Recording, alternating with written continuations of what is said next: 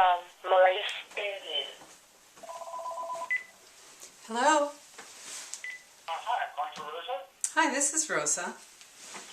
Hi, Rosa. This is David from Fortune. Great. Thank you for calling. No problem. Thanks for making yourself available. Just before I get rolling, how much time do you have? Oh, I have about an hour, I guess, if you need that. Okay, perfect. That's probably more than enough. Good. Just to get everything correct, it's Rosa, R-O-S-A, Koire, K-O-I-R-E. Right, that's right. And is there a particular title or affiliation that you prefer in an article? I know you have several. You can refer to me as the director of the Post Sustainability Institute, or the author of Behind the Green Mask, UN Agenda 21. Okay, so I'll probably put both of those in here.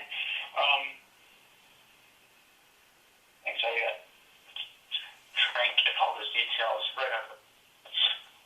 Now, I don't know, maybe this is something that you're not emphasizing as much anymore, but I have sort of a list of questions here. And one of the first things that popped out was that you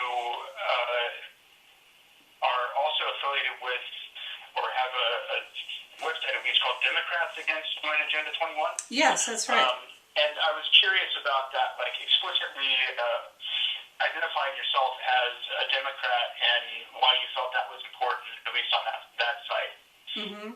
Well, I think if you go to that website, I actually do go into that in some detail. The reason is, of course, because I myself have been a Democrat since I first registered to vote, and always identified myself on the left. I'm pro-choice, anti-war. I'm gay, feminist, and when I began to look into what was behind basically the corporatocracy, and found United Nations Agenda 21 Sustainable Development, I found that many of the people who were talking about it were on the other end of the political spectrum from me.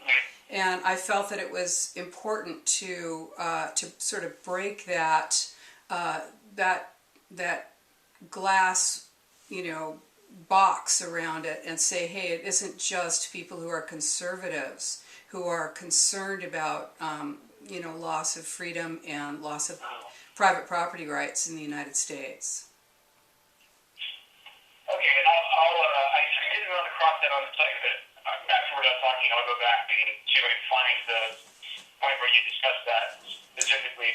Yeah, actually, let me just tell you, it's if you go to our Contact Us page, and then right there above the box where you can, type in your name, etc., it says, people wonder why we don't call this, People Against United Nations Agenda 21. So just click there, and it'll take you to our blog posts regarding that. Okay. I did read a little bit about you're located in Santa Rosa, and some of you've arrived at some of your positions based on experience working as a property appraiser and being involved in some I'm forgetting the word, eminent domain cases. Is that correct? Yeah, I was a district branch chief for the California Department of Transportation, and was employed for about 30 years as a commercial real property appraiser, and my expertise is in eminent domain and litigation support. Okay. And did you have sort of particular conflicts you were involved in that sort of raised your consciousness about some of these issues? Yeah, definitely. I was doing, of course, property valuation on complex valuations in Northern California, and I found around the year 2002 that it seemed that there was a planning revolution going on, and that planning departments were blocking people from being able to use their properties as they were zoned, and that it was becoming increasingly difficult to value property for its highest and best use, which is, of course, essential to fairly compensating people when they're having their property taken for eminent domain purposes. So I began to explore what it was about property and land use that was changing. And at the same time, I was elected to a citizens oversight board for a huge redevelopment project in my town. It covered an area that about 10,000 people live and work in. It's about 1,300 acres. And I reviewed that and found that it had a fraudulent basis. And during the time that I was reviewing that and researching it, I looked into redevelopment, and as I looked further and more deeply into it, I found that it was a funding and implementation arm of United Nations Agenda 21 Sustainable Development. And so you were looking more into what exactly? Well, I was looking into, this was a redevelopment project. So, looking into it, I found that it was actually based on fraudulent data.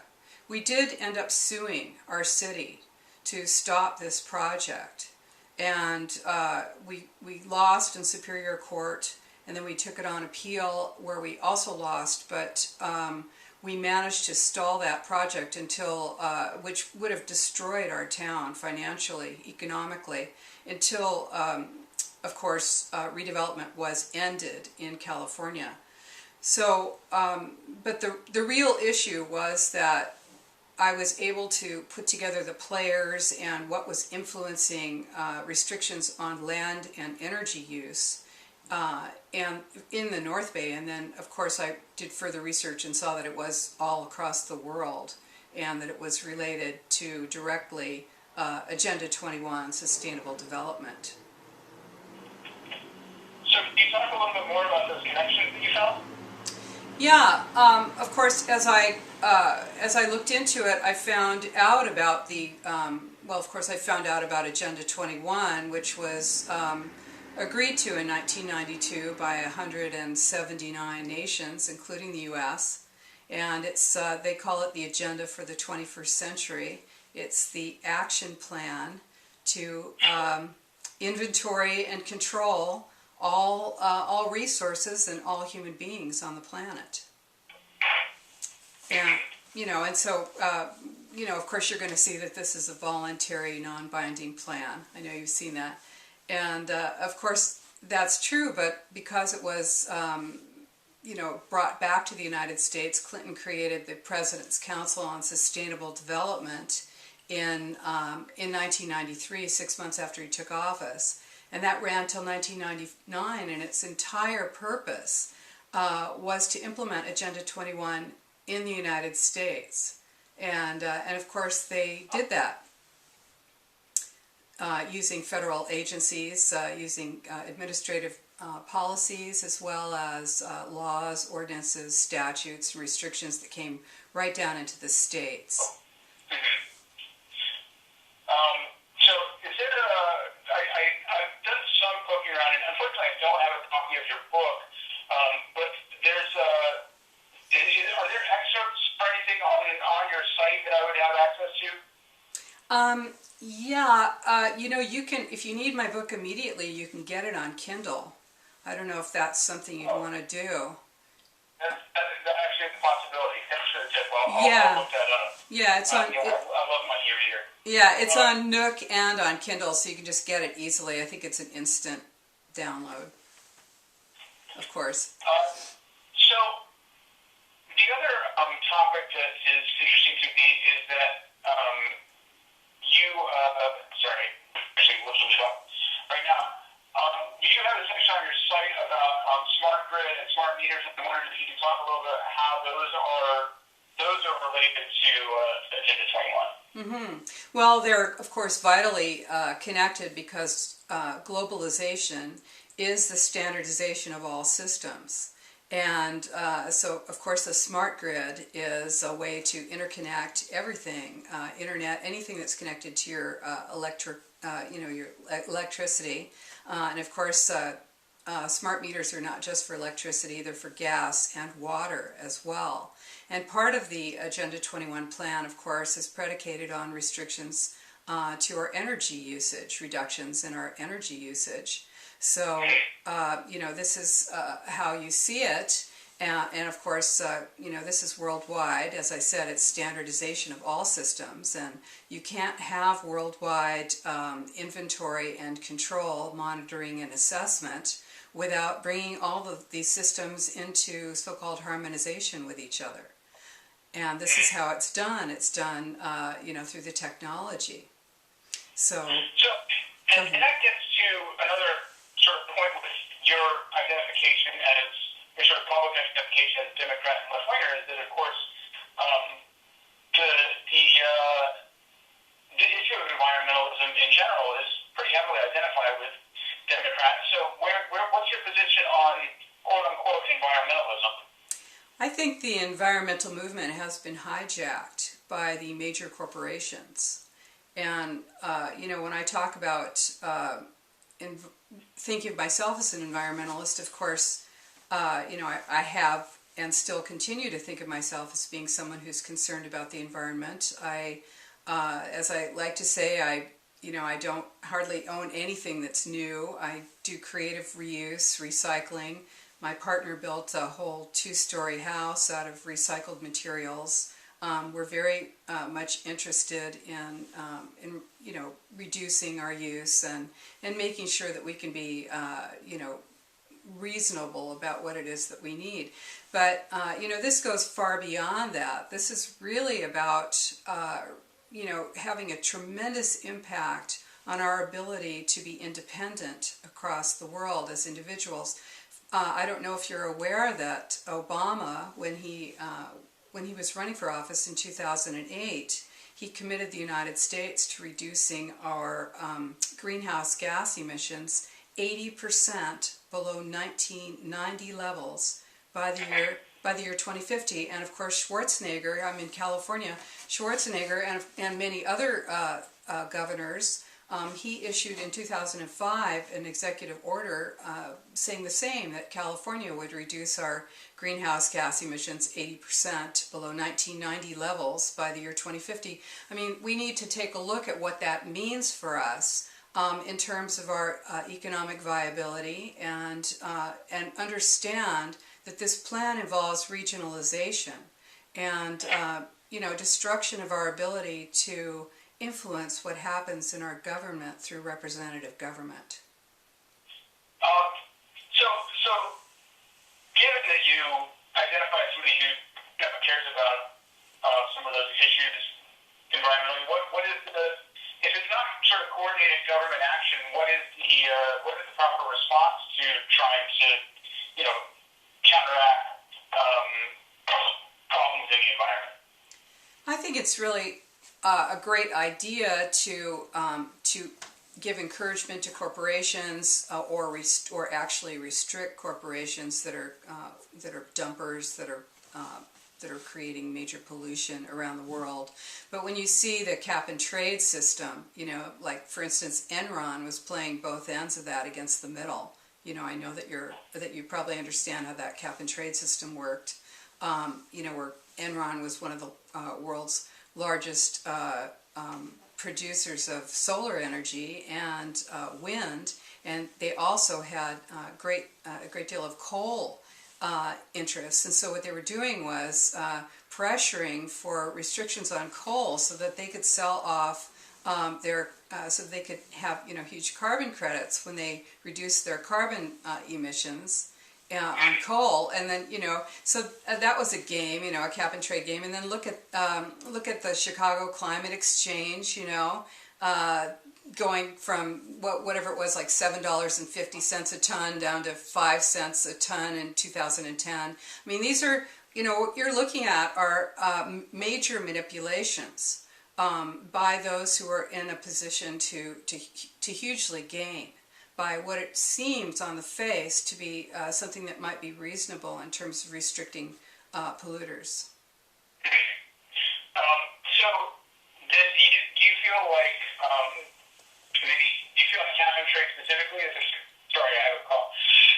Do you feel like cap and trade specifically is a failed model, or do you think that there's a different kind of regulation that needs to be done? Well, you said, I'm sorry, you actually said we think it's a good idea to restrict corporations, but cap and trade you don't think is a good model. Well, one other thing is that when you look at, for instance, the Western Climate Initiative, which was, started out with, I think it was like 5 Western United States and then a bunch of Canadian provinces as well, and just kind of that sort of fell apart. They were purposely incorporated in Delaware so that no one in the United States would be able to get information on how that initiative was designed and governed. And now, of course, we have the I think it's the Western Governors Initiative or something like that that includes California and Oregon and Washington, along with I think British Columbia. It's another thing with cap and trade restrictions, but what it is really a way to charge us as individuals. I mean, you're going to see cap and trade on your water usage just as an individual in your home, where you're going to get your allotment, and if you exceed your allotment, you're going to have to go on the exchange and buy someone else's allotment, their overage. So, I think we need to look more deeply into this instead of just moving forward and assuming that that we're not just hugely enriching a few major corporations or a few cronies or a few politicians, and destroying our ability to be independent and to function and use our land. And I know what you're getting at. I am not a conservative. I am a Democrat. I'm a liberal. I've been, I think I have years of cred on that score.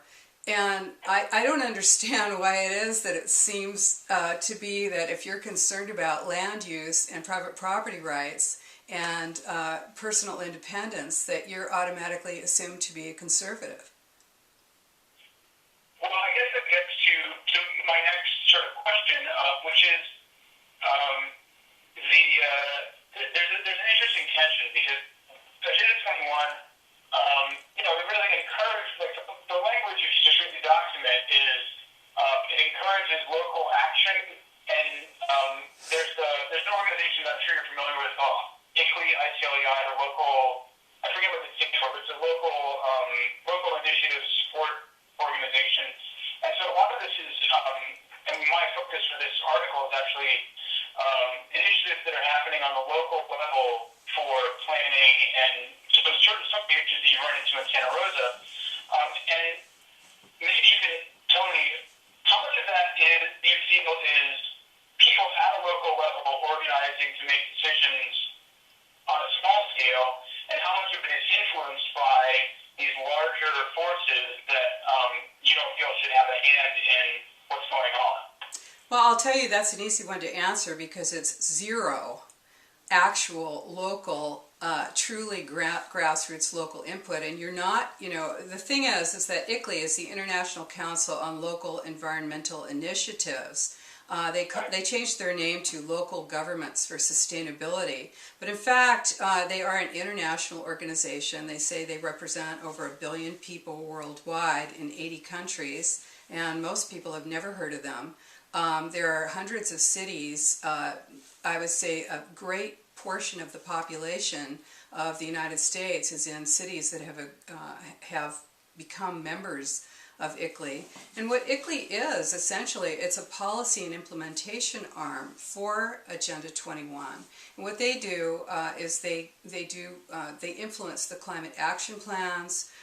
You'll find that when you're in your town and you're going to a public meeting where you're invited to give your opinion on some new plan for the center of your town, those plans are all the same plan all across the world. It's all the same plan.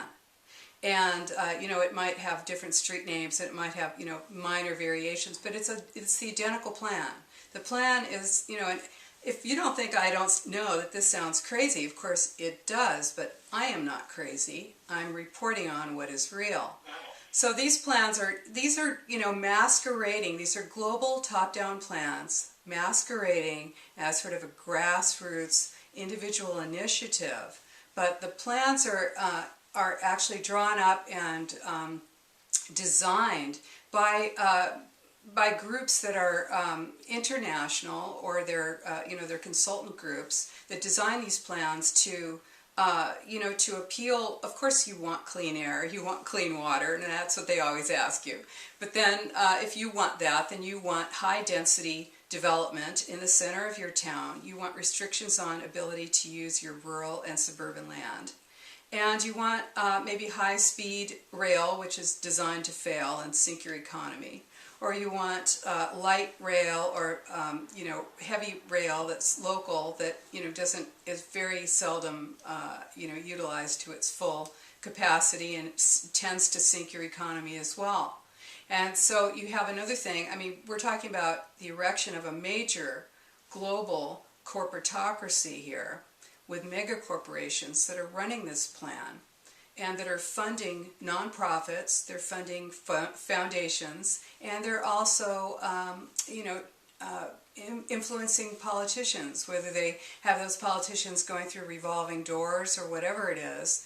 You have cronies that are getting billions of dollars in tax credits or treasury grants for these plans, and they're truly designed to level our economy here in the United States and in other of the more developed nations. But do you mean sort of make everyone equal, or do you mean destroy the economy? Well, it's I would say that anytime you have a destructive impact on an economy, you're going to actually better the bottom line on mega corporations, because major corporations are looking for a mobile workforce that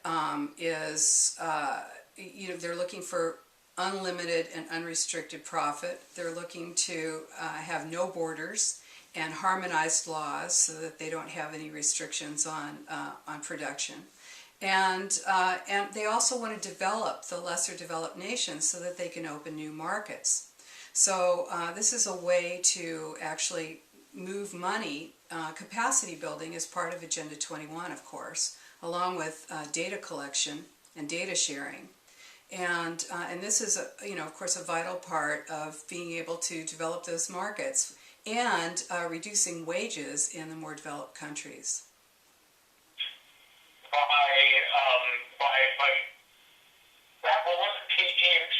Expand on that a little bit, the connection between, I guess, reduced property rights and reducing people's independence. Sure. Well, if you have reduction on your, well, first of all, if you have what these plans are, these land use plans all across the United States and around the world are all the same. You've got your Hanoi Center Regional 2030 plan. It's pretty much the same plan as the San Francisco Plan Bay Area. And the idea is to move people out of rural and suburban areas into high-density megacities, where they can be more easily managed, controlled, and surveilled, by the way. And so what happens is that you have blanket general plans that effectively change your zoning in your centers of your town, so that rather than being zoned for commercial or industrial or residential, you now have zones that are transit-oriented development, transit village, and that means that you have mixed-use, high-density development. So that's imposed as a sort of an overlay on cities all across the United States and the world. So that if you are a property owner there, you're not able to use your property as you had been thinking that you could according to your zoning. And also, if you're out in the rural areas, now, for instance, under Plan Bay Area in the San Francisco Bay Area, 100% of development in any zone that's zoned agricultural must be agricultural. You can't build a house out there. Okay, so So if you think that you can be independent on land, the other thing is that in many areas, for instance in my county, Sonoma County, the county supervisor said, well, there's just no money to pave the county roads. So 1,250 miles of county roads they had proposed to pulverize and turn to gravel. and you're going to have water meter monitoring, water well monitoring, restrictions on your use on your water well. So if you're an agricultural producer, or if you're a small organic farmer, and you want to live independently out on your land, you're going to have a great deal more restriction on your ability to use your land or to get your goods to market. And there are many restrictions on people who are rural dwellers at this point, all the way from restrictions on Medicare and how rural doctors are compensated, to whether you have your postal routes out there anymore. So all of this is affecting private property rights, and of course restrictions on whether you can use your land then is going to restrict your ability to remain out there in a rural area. Well, there's two things, I guess. There is the sort of counter view would be that there are a lot of forces pushing people into cities, and it's been going on for a century as people move away from rural lifestyles. Is that just sort of happening at the same time as these aggressive efforts to make it happen faster? I think it's really clear that that the trend is towards the megacity, and the idea is to move people into these large, major urbanized centers. There are 11 of them identified in the United States under the America2050.org plan, and this is being forwarded by the federal government to move people out of areas where where they can be physically independent. And when you have people, of course I've lived in San Francisco. I'm from Los Angeles. It's not about whether you like living in a city or not. People want to have the option of living in a suburb or a rural area. And whether the trend, what I'm telling you is that you can influence those trends by restricting ability to use the rural areas, and by saying to people that they're going to pay vehicle miles traveled taxes. If they're out in the suburbs, they're going to be penalized. And I mean, look at cap and trade. I mean, I was looking at a carbon footprint calculator not that long ago, and it looks like if you're just an average user, your carbon footprint is calculated at about $500 a year. In other words, you would be paying $500 a year just to live, moderately in the United States. And so when you look at that, if you're trying to utilize your natural resources, the land, the water, if you're trying to do that and you're being penalized for it, then there are going to be less and less people who are able to be independent in this country. And I don't know how much traveling you've done in the U.S., but I travel around the U.S. and around the world talking about this. And of course the United States is a huge nation, and it's agricultural, it's rural. But when you're in a major city, you don't know that. And you can believe that we're using nature up when you're in, on 161st Street. You can believe that there is no nature when you're there. But you're saying that that's not actually quite the correct perception. No, that isn't. So as far as, and this is all, I think that what's the difference in your view between saying that these are policy initiatives being shaped by a political process at all levels? Is it unreasonable to say that people in a leadership position and people who have been elected think that this is the right thing to do, and therefore there are these initiatives going forward?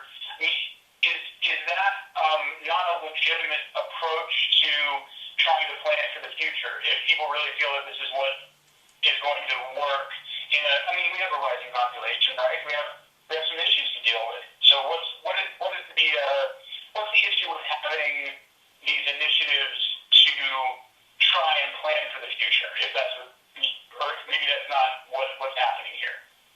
Well, it's interesting that you use that term "plan future," because when you go, if you were to go to some of these meetings, in any town in the United States, where you get invited to come on down and give your opinion on that cool new plan for the center of your town. And you come in and they have up on the screen, their PowerPoint. They give you the options. You can pick business as usual, which is the way you live now, or planned future. And the idea is that your future is being planned in high-density developments. I'm talking about ground floor retail with multi-stories of residential on top of that in the center of your town, which is subsidized with your tax dollars. And your roads are on a road diet, because you don't want to be driving anymore. So we're going to change that 4-lane road through the center of your town to 2 lanes with a median and wide sidewalks, and so restrict access and mobility through your town. This is regardless of whether you have an adequate transportation system, public transportation system, or not. So these are plans that are designed to restrict your ability to move freely and to use your property and your resources. And as far as our population goes, I believe that the United States is in a negative right now. I think we're not replacing. Well, we're not replacing our population in a 1-to-1. I think it's going down, and that's it's the same for other developed nations. So I think, and as far as whether our elected officials are actually coming to the realization that certain things need to happen or not, they're influenced by staff, and they're also influenced by funds from major mega corporations. And also, they may do, insider stock deals, as we've seen here in California with transportation projects that have been, stock investments have been made by elected officials. And so, I beg your pardon? Sorry, I was just an acknowledgement. Right. Yeah, so, if you have any particular cases that you can point me toward, that would be really handy. As far as what goes? So I'm in Florida, so I'm not as unfamiliar with California policies as you can get. Well, you've got it there in Florida, too. I mean, I think there was a high-speed rail, or not high-speed rail, but a rail project in Florida, and I can look at the details for you, but, went hugely over budget, way beyond the number of years that it was supposed to take, has very low ridership, and these are things that are, influenced, of course, by investments in the rail cars themselves, in the rails, in who it is who's going to be benefiting financially from the project. And this is endemic to the situation across the United States. And actually, I'm not familiar with that particular one, but I do know that our governor turned down a rail project between Tampa and Orlando recently. So there's let me see here. So it sounds like you don't necessarily have. Let me get to one other thing first. I'm sorry, thinking out loud. So what do you feel about and it's in the title of your book, but what do you feel is the sort of systematic role of Agenda 21, the document, in a lot of these changes? Because of course, at least formally, there's no relationship, there's no structural governmental relationship between, for example, Agenda 21 has a set of policy recommendations and things like GLE or the President's Council on Sustainable Development. There's no formal relationship, but how do you feel those decisions are being reached so that they are all sort of coming to the same conclusion? I would actually disagree with you there. ICLEI was created in 1990 to implement Agenda 21. Agenda 21 is a result of a 1987 World Commission on Environment and Development meeting, the Grow-Harlem-Brundtland Commission, that was chaired by Maurice Strong. And that's where sustainable development was identified as development that meets the needs of the present without compromising the ability of future generations to meet their needs. And Agenda 21, 5 years later, was supposed to come back with the action plan to the blueprint to implement Agenda 20, to implement sustainable development worldwide. Now, the United States did agree to that plan. George H.W. Bush agreed to it at the Earth Summit. And then, now listen, David, this is really important, okay? Because if you continue to believe what you see, that there is, that there's no relation between the United States policies and Agenda 21, you're going to be perpetrating, sort of, a falsehood around the country as usual. The thing is, there's no question that the President's Council on Sustainable Development was created by President Clinton in 1993, in June of 93. It ran until 1999. It had 10 cabinet-level secretaries on it, including Interior, Energy, Commerce, EPA, HUD, and along with them were the major oil producers like Chevron. You had Enron on there. Ken Lay was on the President's Council on Sustainable Development. Along with them, you had the environmental groups like the World Resources Institute and Sierra Club, World Wildlife Fund. And their entire job was to implement Agenda 21 Sustainable Development in the United States, and they did that. And one of the things they did was they funded the American Planning Association with about $5 million to come up with a land use book called Growing Smart, Legislative Guidebook for Planning and the Management of Change. And that book is in every single university, in every college, in every planning department in the country.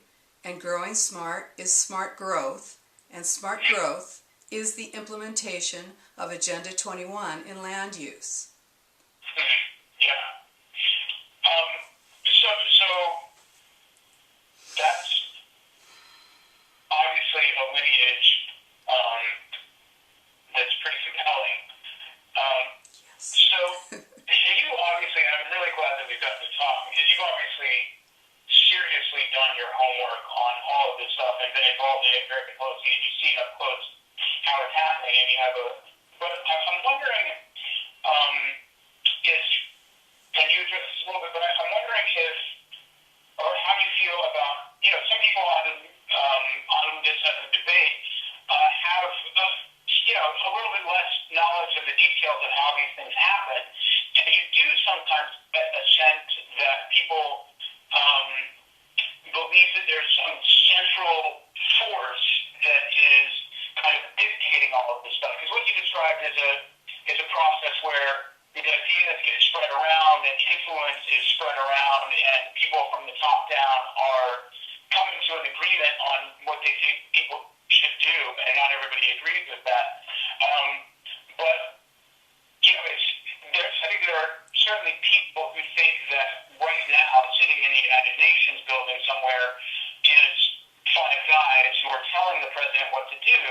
And I'm wondering how you feel about, maybe it's a subtle difference, but there is a difference between those two viewpoints, and I'm wondering if you think it's an important distinction. Well, I think the United Nations is the framework to make this plan happen, because the plan is about regionalization. This is what we're finding, is that, as I said, globalization is the standardization of all systems. And in order to have globalization, as Zbigniew Brzezinski said, you have to have an interim step, and that is regionalization. And that's where we are right now. We're in governance by unelected boards and commissions, and these are funded and empowered by foundations like the Ford Foundation, the Rockefeller Foundation. They influence elected officials with their with corporate funding, with influence on what it is that the future will look like. And the future is being designed as megacities, where it's individual princedoms, it's neo-feudalism. This is what is being empowered right now, and this is how it happens. So, as far as the actual individuals, I don't know who they are, and they're not important. What's important is that corporations, major corporations, are pushing this plan in order to be able to direct the future of governance and to remove the ability of the people to have an influence on what it is that happens to them. So I have two more questions.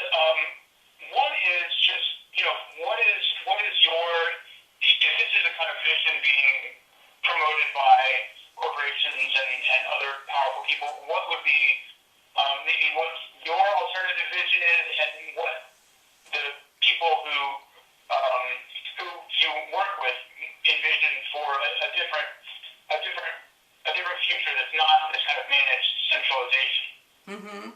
Well, I think, I don't pretend to be, some kind of a seer or a person with the answers. I think that we have a perfectly good constitution that's designed for representation of the people. And I think that what has happened is that we have fascism now, and people don't know what it looks like. This is what it looks like. I think that we need to become aware. Most people don't even know this is going on, and then of course they're given some smear article in some newspaper or magazine that that sort of characterizes someone like me as being a tinfoil hat crazy person, which I'm certainly not, or someone who's an extremist, which I'm definitely not. So my answer is that people need to educate themselves and take and remove elected officials. This is a huge process. We've gone very far down this road, but people need to begin to engage more in the political process and also refuse to cooperate, refuse to collaborate with these plans, because it's very easy to become part of this plan if you're not aware of it.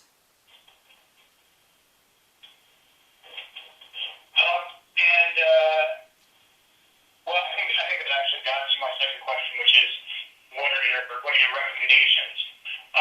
But just to respond and to make myself clear, I think that personally and just on a political level, I think that everything that you're saying makes a lot of sense, and I certainly don't personally, listening to you right now, view you as a fringe figure. But I do, to be honest, there's a level of complexity and subtlety to your analysis that I do think sometimes gets lost when people talk about these things, and it gets sort of mushed down into some much more simple thinking. But I think that happens all the time, and so I'm, like I said, I'm really glad we got to talk, because I do think that what you're describing is this sort of complex view of a process where this one particular viewpoint gets spread through institutions that aren't necessarily democratic. And I do think that that's an important perspective. And, it sounds like what you're talking about is, an honest disagreement between people and forces that have different visions of what the world should look like. And I don't think that that's a bad thing. I don't think that most people would say that that's a bad thing, whichever side of the issue you're on. The one thing that I would say about this, rather than it being an honest disagreement, I would say that what we're talking about here is balance. Where you have the individual's rights, which of course were guaranteed in our Constitution, being balanced with the rights, so-called, of the community. And there is no community, and there are people who are out there speaking as the community, who have funding, who are supported, who are not even allowing this so-called conversation to happen. This is not a real debate or conversation, and has not been up until this point. What it's been is a marginalization or neutralization of any opposition, which is vital to this plan, because if people really knew what was going on, they would swiftly put a stop to it, I believe. So, well, you just said there is no community. I mean, do you really feel that you don't have? I mean, you're obviously a participant in your local political process. Do you not feel that has any impact at all? Well, I think, it's cool that you just asked me that, because it's a wonderful, wonderful distinction between, what is community? Is community just a group of people who all, a group of individuals who all live together in some town or something, or is it something else? And in this case, community means the group of people who agree with this plan. That's how community is defined, as people who are in accordance and agreement with this plan. Otherwise, you're a contrarian or a dissenter or the opposition who's, some kind of an extremist. And so, people are intimidated. They're drawn to consensus, which is manipulation of populations to give them the impression that their opinion matters. So when you ask me, of course I have friends. Of course I'm connected all across the United States and the world, and I feel that my community is people who are thinking, who are willing to question, who are not going to go along to get along, and who have the courage to step up and stand up and speak out and say, no, this is wrong.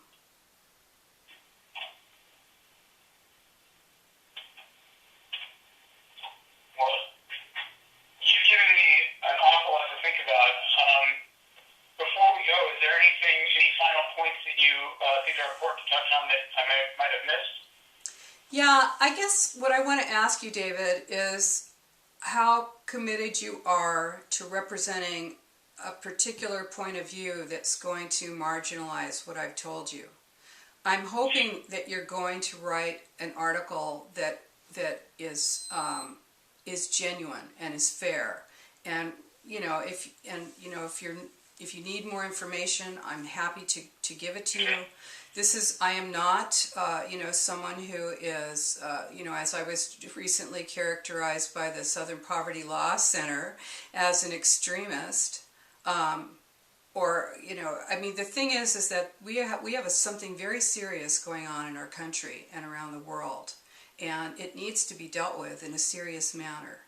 And if the major corporations which own the media are controlling that information, we will not be able to get that information out to people so that they can make these decisions for themselves.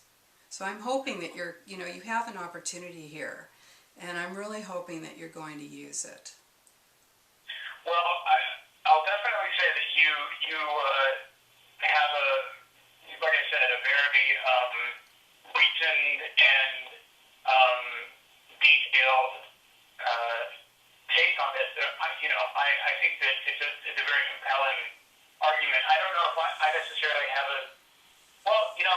as far as the core of the issue is concerned, patterns of development, I don't really have much of a stance on that.